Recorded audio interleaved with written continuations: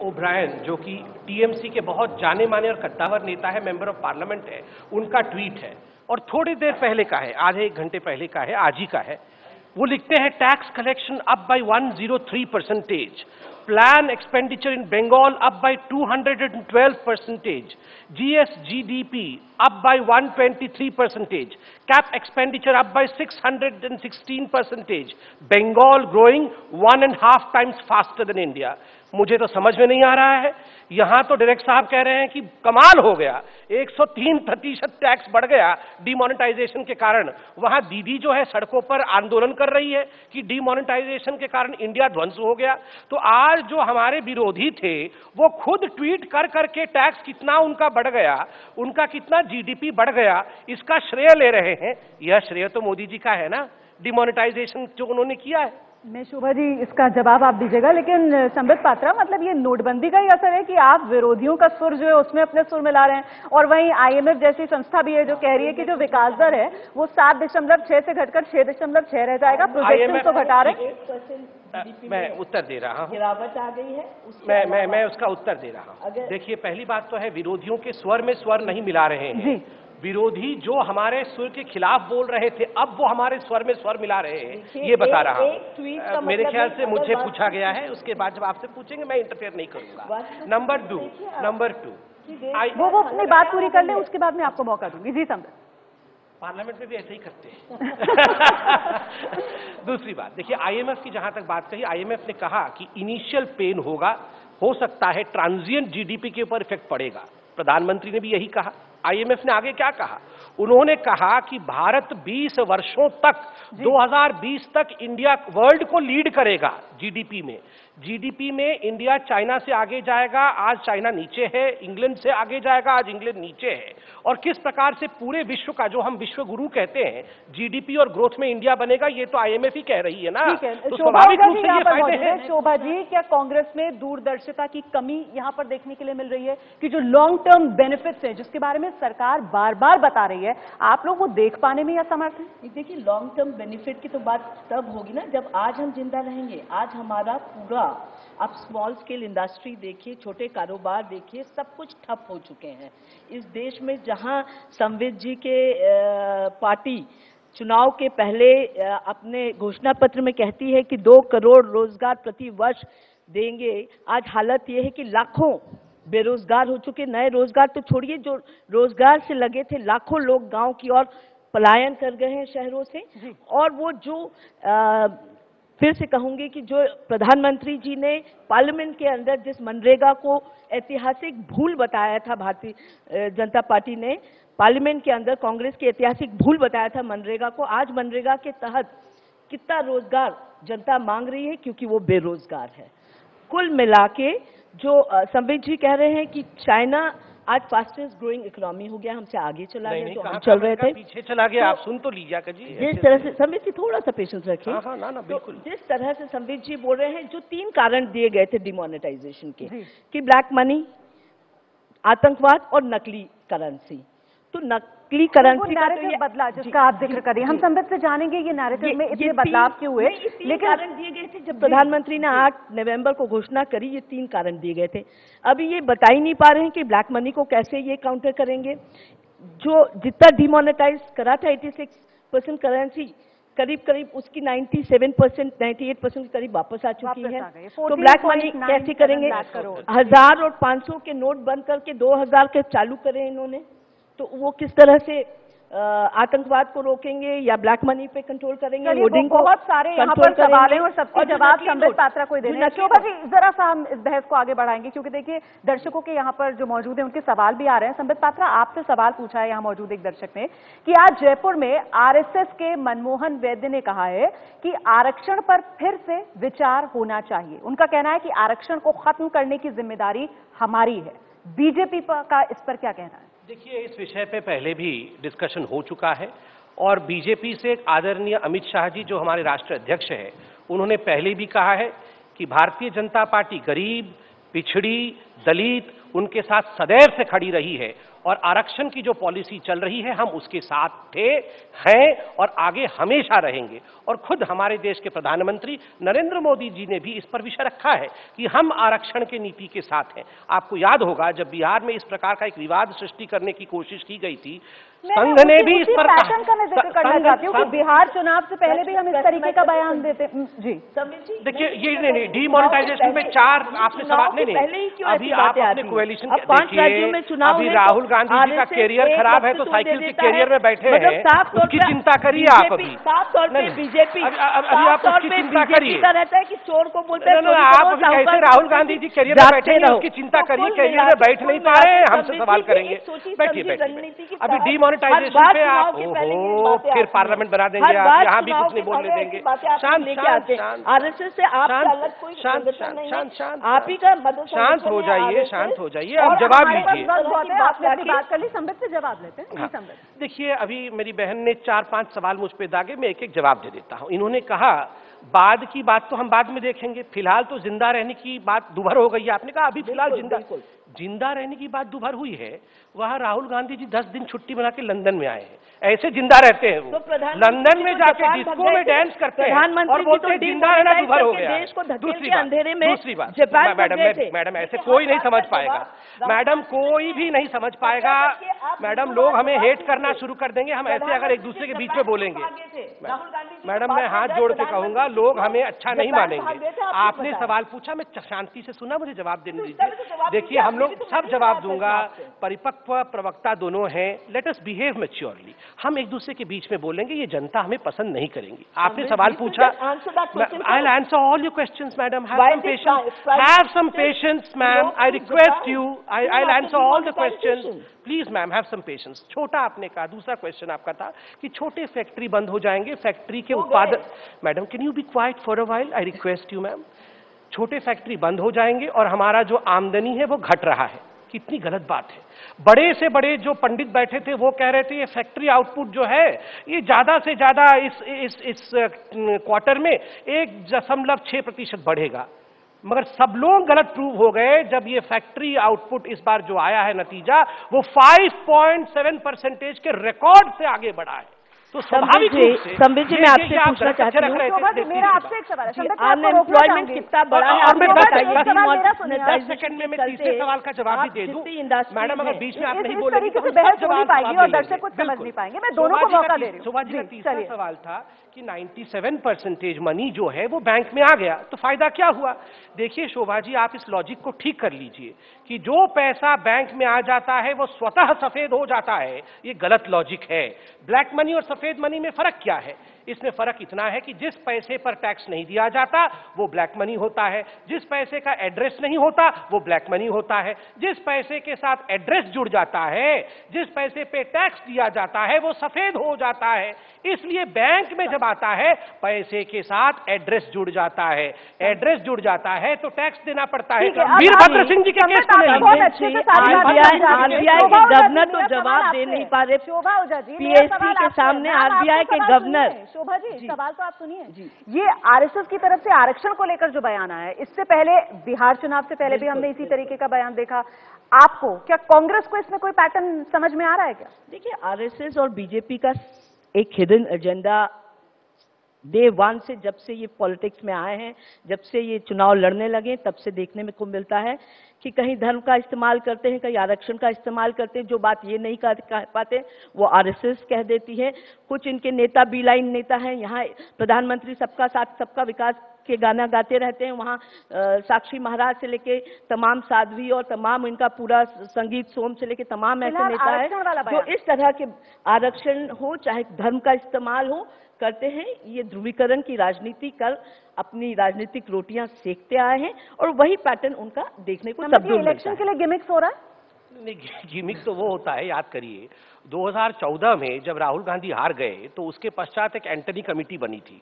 वो कमेटी की रिपोर्ट दी गई थी कि राहुल जी जरा पढ़ लीजिएगा क्यों हारे थे। राहुल जी को टाइम नहीं हुआ, अब जब लंदन गए तो पढ़ा, उसके बाद आके उन्होंने भाषण दिया, कहा शिव जी के हाथ में कांग्रेस का हाथ, गुरु नानक के हाथ में कांग्रेस का हाथ, और हजरत जी का हाथ कहां से आपने देखा, ये मुझे समझ में नहीं आया। आप में से किसी ने हमारे आदरणीय हजरत जी के हाथ को देखा है? और 3000 सिखों को मारने के बाद गुरु नानक जी के हाथ में आप कांग्रेस का हाथ देख रही हैं? धिक्कार है। देखिए, और देश उन्होंने के सुन रहे होंगे, देश पंजाब के सिखों को, पंजाब के सिखों को मैं एबीपी न्यूज के इसी प्लेटफॉर्म से आह्वान करता हूँ, गुरु नानक जी का अपमान किया है कांग्रेस ने, बदला लीजिए, बदला लीजिए। गुरु नानक जी के हाथ का अपमान किया है राहुल गांधी ने, बदला लीजिए। दादरी में क्या हुआ था संबित जी, कोई भूला नहीं है, बदला लेंगे। गुरु नानक का अपमान किया है आपने, माफी मांगिए, माफी मांगिए, आप माफी मांगिए, आप माफी झूठ मांगते बोलो, हैं, जोर से बोलो, बार बार बोलो, हमारे मुसलमान भाइयों से और सिख भाइयों से माफी मांगिए, माफी मांगिए, माफी मांगिए। आप गुरु नानक जी से गुमराह होने वाला नहीं है, गुरु नानक जी से माफी, संबित जी गुमराह होने वाला नहीं है देश। अब आपको समझ चुका है कि आप मुद्दा क्या होता है, गुमराह नहीं हो सकता है। आप पंजाब की जनता से माफी पार्टी पे मांगिए, बोलिए अभी पंजाब की जनता से, मेरे सिख भाइयों से माफी मांगिए। पंजाब में आप कहाँ हैं ये बताइए, आप कैप्टन अमरिंदर सिंह माफी मांगे। कहाँ है पंजाब? मैं आज कैप्टन अमरिंदर सिंह से ये डील डिमांड करता हूँ कि कैप्टन अमरिंदर सिंह माफी मांगे। बीजेपी कहाँ है? आपने गुरु नानक जी का अपमान किया बीजेपी है। कहाँ है पंजाब में? इसका जवाब आप हम दीजिए। चरणों पे पड़े हैं गुरु नानक जी के, आप हाथ में कांग्रेस देखते हैं। संबित जी, हम उनके ऊना चरणों में में जो SC STों के आप लोगों माफी ने मांगे, कांग्रेस चमड़ी हारेगी, उधेड़ी, पंजाब में गौ कांग्रेस रक्षा हारेगी। के नाम पे भारी जिस तरह पड़ेगा से ये। आप चमड़ी गुरु नानक जी को उधेड़ते आए हैं, राजनीति में घसीटा SC है कांग्रेस ST हो ने, या minority भारी हो, पड़ेगा आप पे। आज पूरे देश को आपने धकेल दिया है, पूरे देश को आपने सवाल तोड़ने की आप बात लोग की। मेरा सवाल लेंगे? संबित पात्रा, शोभा ओझा, शोभा ओझा, और ये सवाल आपका सुनिए। हिडन एजेंडा है और इसी के बल पे आप सत्ता में आने की कोशिश करते हैं। किसी ने पूछा अब जरा पुरानी बातें पीछे रखते हैं, आगे की तरफ देखते हैं। आप मुझे बताइए, कांग्रेस के हाथ का यहाँ इतना जिक्र हो रहा है, उत्तर प्रदेश में कांग्रेस का हाथ साइकिल के हैंडल को पकड़ रहा है या नहीं पकड़ रहा है? वही पकड़ नहीं पा रहा है, शिव जी के पास चले थे। देखिए, जहाँ तक अलायंस का सवाल है, अलायंस का सवाल अभी एक आध दिन में क्लियर हो जाएगा कि कांग्रेस किसके साथ अलायंस करेगी और कैसे चुनाव में जाएगी यूपी में। नहीं, अखिलेश यादव जो हैं, पिछले जिस तरीके से बयानबाजी की जा रही है, कांग्रेस के नेता कह रहे हैं कि बिल्कुल गठबंधन के लिए आखिरी दौर की बातचीत चल रही है, लेकिन समाजवादी पार्टी तो अपनी लिस्ट अनाउंस कर देती है और लिस्ट में उम्मीदवार जो कांग्रेस की जिन सीटों पर सिटिंग MLAs है, वहां पर भी वो अपने उम्मीदवारों का ऐलान कर देती है। तो फिर संदेश क्या जा रहा है? नहीं, देखिए, साफ तौर पे कांग्रेस तैयार है, अकेले जाने के लिए भी तैयार है, कांग्रेस अलायंस करने के लिए भी तैयार है। कुल मिला के यूपी में कांग्रेस पूरी तरह से तैयार है और हम चुनाव में जाएंगे और रिजल्ट भी देखेंगे कैसे बीजेपी को वहां मुंह की खानी पड़ेगी आने वाले विधानसभा के 5 राज्यों में, क्योंकि जिस तरह से किसान इस देश का पूरी तरह से बर्बाद हो गया, अपना फसल उसको जमीन पे फेंकना पड़ा, आग लगानी पड़ी। नोटबंदी पर रेफरेंडम साबित होंगे आने वाले चुनाव के नतीजे? रहेगा नोटबंदी पर रेफरेंडम। मैं सिर्फ आदरणीय शोभा जी से इतना कहना चाहता हूं, जब जहाज खुद का डूब के गर्त पे चला गया हो तो दूसरे डूब रहे हैं कि नहीं ये नहीं देखना चाहिए। लाइफ जैकेट पहन के जल्दी बचने की कोशिश करनी चाहिए। मैं आपके बीच में इलेक्शन में आप पूरी तरह से मैडम ऐसे डिबेट नहीं हो पाएगा मैडम। आपको जब सवाल गोवा पूछा में गया, आप करप्शन से लेके तमाम मुद्दों को लेकर चलिए, आपका जहाज बहुत अच्छा है, बहुत अच्छा है, राहुल गांधी कमाल है, चूहे भी कूदने लगे हैं, बनाइए उनको, शांत हो डूबते जाइए। देख के आपके जहाज से तो लोग भी कूदने लगे हैं। ये क्या हो रहा है? ये ऐसे डिबेट कैसे होगा? शांति। मैडम, मैं आपके बीच में नहीं बोल रहा था। मैं महिला शक्ति को तो आदर करता हूँ, इसलिए कहता हूँ कि थोड़ा अनुशासन में कहा जाए ना, अनुशासन में रहे। देखिए, पहली बात, जहां तक यूपी में साइकिल का सवाल है और राहुल गांधी जी का सवाल है, देखिए ये गठबंधन कोई नया गठबंधन तो नहीं है। अब गठबंधन होगा कि नहीं उस पर सस्पेंस है, मगर ये तो पुराने दोस्त हैं। अब देखिए, पहले तो खिड़की के दरवाजे के पीछे पप्पी झप्पी, 2014 में क्या इन्होंने सोनिया जी और राहुल जी के खिलाफ कैंडिडेट उतारे? क्या इन्होंने जो 2014 के समय राहुल जी और सोनिया जी के खिलाफ सपा ने कोई कैंडिडेट उतारा? नहीं उतारा, वो फ्रेंडली कॉन्टेस्ट चल रहा था। 10 वर्षों तक समर्थन सरकार को दिया।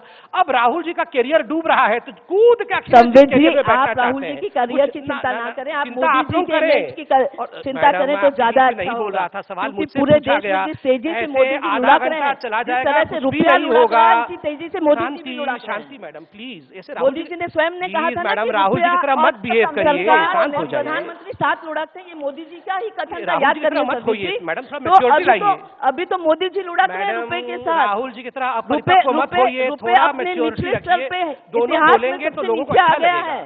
उसके साथ ही मोदी जी भी लुढ़क रहे हैं। ये मेरा स्टेटमेंट नहीं है, मोदी जी ने ही ट्वीट किया था ठीक है, कि रुपया और सरकार साथ लुढ़कते हैं, तो मोदी जी लुढ़क रहे हैं, आप उनकी चिंता करिए।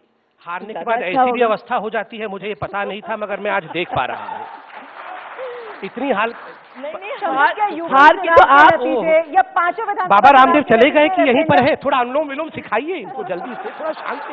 संबित जी जब आपको जवाब देना नहीं आता है, मैडम जवाब शांत होगी तभी आप तो जवाब तरह दूंगा। से स्तरहीन बातें करने लगते हैं। स्तरहीन नहीं कृपया है। करके जवाब दीजिए कि रुपया इतना लुढ़क रहा है तो मोदी जी लुढ़क रहे हैं कि सरकार लुढ़क रही है? देखिए, इसका जवाब आप दीजिए। जहां तक डिमोनेटाइजेशन का सवाल है, आपने सवाल पूछा क्या ये रेफरेंडम है। जब डिमोनेटाइजेशन नोटबंदी की पूरी प्रक्रिया चल रही थी, उसी समय जिस दिन अनाउंस हुआ उसके 2 दिन बाद कुछ रिजल्ट अनाउंस हुए, चाहे वो महाराष्ट्र के म्युनिसिपल इलेक्शन के हो, चाहे वो राजस्थान के इलेक्शन के हो। गुजरात के तो आप भूल रहे हैं, मैं गुजरात आपके बीच में नहीं बोल रहा था, ये इस प्रकार से कुछ भी डिबेट नहीं हो पाएगा। मैं हाथ जोड़ के आपसे निवेदन करूंगा। आप सबका गुजरात को कोट करिए। ये क्या हो रहा है, ये किस प्रकार, मैडम तो ये किस प्रकार, देखिए इतना बड़े चैनल में बैठे हैं, इतने बड़े प्लेटफॉर्म में बैठे हैं, थोड़ा सा हम लोग अगर बिहेव करके डिसिप्लिन में बात करें। माय गॉड, मैं रोमाना जी आपसे मैं निवेदन करूंगा कि इस प्रकार कम है हमारे पास नाम, गुजरात का पहले भी जिक्र कर चुकी हैं, अब जरा उनका जवाब शोभा जी, एक बुद्धिमान व्यक्ति वही होता है, कम बोलता है मगर कम शब्दों में बातों को बोल सकता है। कृपया करके 24 घंटे बोलने का बंद कर दें। अब शांत। नंबर 1, तो अगर आप रेफरेंडम कहते हैं तो हमने तमाम चंडीगढ़ के इलेक्शन तक, चंडीगढ़ का इलेक्शन तो जब 50 दिन पूरे हो रहे थे उससे ठीक 2 दिन पहले आए, 26 में से 21 सीट हमारी आई उसमें से। डर क्यों नहीं कह ये क्या, कौन डर रहा है? खत्म आप हो रहे हैं, डर हम रहे हैं, बताइए। साइकिल इनको मिलने रही है, डर हम रहे हैं। पूरे भारत से समाप्त हो गए, 44 सीट आई, इनको नहीं है, डर मैं रहा हूँ। ऐसे बात नहीं होगी, ऐसे बात नहीं बढ़ पाएगी शोभा ओझा जी। दर्शक भी देख रहे होंगे और वो समझ रहे होंगे कि आप कितना काट रही है संबित को, बात पूरी नहीं करने दे रही हैं आप। बहुत बड़ी नेत्री हैं, हम सब आपका सम्मान करते हैं। नहीं, क्या आप ये कहना चाह रहे हैं कि रेफरेंडम हो चुका है जिस तरीके से पहले के चुनाव के नतीजे आए? देखिए, अगर रेफरेंडम लेके चलेंगे नोटबंदी को तो उसको चुनाव से जोड़ के देखेंगे तो मोदी जी ने एक बहुत महत्वपूर्ण बात कही थी। इंदिरा जी को भी यही विषय 1971 में दिया गया था, यशवंत जी लेके गए थे कि इंदिरा जी डिमोनेटाइजेशन कर देंगे, ये रिपोर्ट आई है तो भारत आगे बढ़ जाएगा। तो इंदिरा जी ने कहा चुनाव भी तो लड़ना है, हमें जीतना भी तो है। मैं भारत की जनता से इतना ही कहता हूं, हम सब राजनीतिक लोग बैठे हैं, शोभा जी आप मेरी बहन है, हम लोग केवल चुनाव के लिए सोच के भारत के विषय में कुछ भी ना सोचे। चुनाव होते रहेंगे, आते रहेंगे, मगर भारत मेरा आगे कैसे बढ़ेगा अगर हर प्रधानमंत्री यही सोचता रहेगा कि मैं सिर्फ और सिर्फ अपनी पार्टी के लिए और चुनाव जो बात आप कह रहे हैं वो देश की जनता समझ रही है। इसी वजह से एटीएम के बाहर जो लंबी लंबी लाइनें थी, विपक्ष ने भले ही कितना भी आंदोलन किया लेकिन उस आम आदमी ने लगातार प्रधानमंत्री मोदी का समर्थन किया।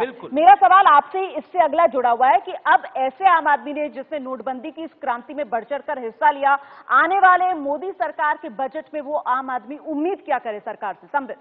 नंबर 1, देखिए एक प्रारूप 31 तारीख की रात को नववर्ष के आगमन से पहले प्रधानमंत्री जी ने देश के समक्ष रखा। किस प्रकार किसानों के लिए, किस प्रकार जो लोग मकान खरीदते हैं उनके लिए, गरीबों के लिए, दलितों के लिए, शोषित के लिए एक खाका तैयार करके रखा। और मैं आपको आज यहां ऐलान करता हूं, देखिए ये जो सरकार है, मोदी जी ने ऐसे ही दंडवत प्रणाम करके पार्लियामेंट में नहीं उन्होंने प्रवेश किया था। प्रवेश करते ही उन्होंने कहा था ये गरीबों की सरकार है। और आज आप लिख लीजिए, चाहे यह बजट हो, चाहे आने वाले कितने भी बजट मोदी जी के अंतर्गत बने, अनेकों बजट आएंगी, वो सारी गरीबों को, मजलूमों को, मजदूरों को और किसानों को ध्यान में रख के बना जाएगा। एक भी गरीब भूखे पेट न सोए, इसको ध्यान। और मेरी बहन ने कहा था कि मनरेगा, मन में हंसी, थोड़ा प्रधानमंत्री पार्लियामेंट में कहे कि मनरेगा से जिसको विश्व सबसे अच्छा स्कीम बता चुका था, किसानों के लिए, मजदूरों के लिए, उसको सबसे बड़ी ऐतिहासिक भूल कांग्रेस की बताया। प्रधानमंत्री उत्तर दे दूं, राहुल गांधी ने जब मंच से अपना फटा कुर्ता दिखाया तब हंसी आई थी। देखिए, राहुल गांधी आज गरीबों की लड़ाई लड़ रहे हैं, चाहे वो लैंड एक्विजिशन, कांग्रेसी नेताओं को उम्मीद है कि उनके पास फटे कुर्ते होंगे। नहीं घूम रहे राहुल गांधी। राहुल गांधी उस व्यक्ति के परपोते हैं जिनके कपड़े विदेश धुलने जाते थे, पर 15 लाख का सूट नहीं पहन रहे हैं। विरासत की राजनीति को 15 लाख का सूट नहीं पहन रहे हैं, विदेश धुलने जाते थे। और अभी तक तो नहीं मानते थे जो मोदी जी आप मान गए नेहरू जी के कपड़े विदेश धुलने जाते थे, ये हेडलाइन बन गया आपके यहाँ। पार्लियामेंट को, और जिस परिवार ने आजादी को स्पॉन्सर किया उस परिवार के आजादी को, मेरे को इतना बता दीजिए, आदरणीय सोनिया गांधी जी कौन से जिले से आजादी की लड़ाई लड़ रही थी? मुझे इतना बता, ये रोज रोज आजादी आजादी करते हैं, मुखबरी मुझे करती सिर्फ इतना रही। बता दीजिए, पंडित आदरणीय जी सोनिया मुखबरी गांधी जी और करती उनके रही। माता पिता अंग्रेजों कौन की से जिले मुखबरी से आजादी की करती लड़ाई रही। लड़ रही थी? चलिए, मुझे देखिए, आपको आजादी नहीं रोकना मेरे होगा, पिताजी वक्त लड़ रहे थे, हमारे मेरे पास दादा लड़ है। रहे थे, आप आरएसएस और बीजेपी तो मुखबरी करती रही अंग्रेजों की। बिल्कुल, तो आने वाले वक्त में बजट सत्र में किस तरीके के तेवर रहने वाले हैं, सरकार, सत्ता पक्ष और विपक्ष के, इसका अंदाजा मंच पर आपको देखने के लिए मिल गई है। बहुत बहुत धन्यवाद आप दोनों का हमारे साथ बने रहने के लिए एबीपी न्यूज के इस कॉन्क्लेव में। और फिलहाल हम छोटे से ब्रेक के लिए यहां पर रुकेंगे और मैं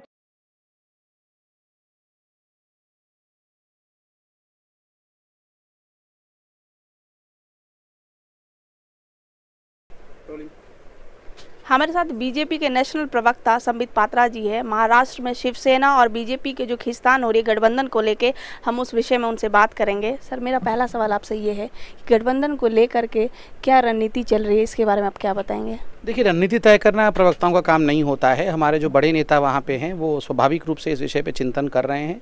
जब भी कुछ होगा मीडिया को पहले इसकी खबर दी जाएगी। सर, लेकिन ये गठबंधन बहुत पुराना है और मुझे लगता है कि पीएम मोदी भी इस बात से अवगत हैं कि उन्हें ये कंटिन्यू करना चाहिए इस गठबंधन को, लेकिन बीजेपी के कुछ नेता चाहते हैं कि गठबंधन ना हो और वो इंडिविजुअल महाराष्ट्र में इलेक्शन चुनाव लड़े। देखिए, ये गठबंधन बहुत पुराना है, बहुत सम्मानित है। हम सब इस गठबंधन को सम्मान करते हैं। क्या निर्णय होता है ये हमारे जो वहाँ के शीर्षस्थ नेतृत्व है वो चिंतन कर रही है और सब कुछ अच्छा होगा। जो महाराष्ट्र की जनता के लिए भला होगा वैसा ही निर्णय भारतीय जनता पार्टी और शिवसेना जरूर लेगी। प्रधानमंत्री बनने के बाद नरेंद्र मोदी ने पहला इंटरव्यू एक टीवी चैनल के जरिए कहा है, देश के लोगों को अपना संदेश पहुंचाया है कि देश के जो सारे मुसलमान हैं वो सच्चे राष्ट्रभक्त हैं, उन पे संदेह ना किया जाए, कोई सवालिया निशान ना खड़ा किया जाए। तो ये नहीं लगता है कि कहीं ना कहीं इलेक्शन से पहले जो उन्हें बोलना चाहिए था वो इलेक्शन के बाद वो कर रहे हैं? तो किस तरह के विचार वो जनता के बीच में, खास करके मुसलमान ग्रुप के समुदाय के बीच में वो पहुँचाना चाह रहे हैं? उन्होंने ऐसा कह के अलकायदा को एक थप्पड़ मारा है। जिस प्रकार से अलकायदा हिंदुस्तान में रिक्रूटमेंट करना चाहती थी और वो सोच रही थी कि किसी प्रकार से वो हमारे माइनॉरिटीज़ और हिंदू के बीच में एक सेंध डालने में सफल हो जाएगी, हमारे अभिभावक नरेंद्र मोदी जी जो कि देश के प्रधानमंत्री हैं बहुत स्पष्ट रूप से एक अलकायदा को थप्पड़ मारते हुए कहा है कि यहाँ सब देशभक्त रहते हैं, आप हमारे देश में सेंध डालने की कोशिश मत करो।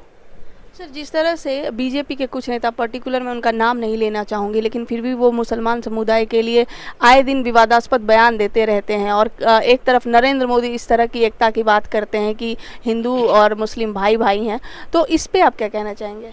नहीं, एक ही हमारा एजेंडा है। नरेंद्र मोदी जी ने भी स्पष्ट किया है, पार्टी ने भी समय समय पर स्पष्ट किया है, वो एजेंडा विकास का है, डेवलपमेंट का है, कोई दूसरा एजेंडा है ही नहीं। हम कम्युनल लाइन पे कभी भी नहीं चलते हैं और ना चलेंगे आगे। क्या बीजेपी पार्टी सेक्युलरिज्म की बात करती है हमेशा? नहीं, 2014 में जनता ने ही बीजेपी को वोट किया है और जो मैंडेट दिया है स्वाभाविक रूप से ये दर्शाता है कि हिंदुस्तान की जनता जो कि सबसे बड़ी सेक्युलर जमात है उसने अगर एक पार्टी को पसंद किया है तो ये पार्टी सेक्युलर है।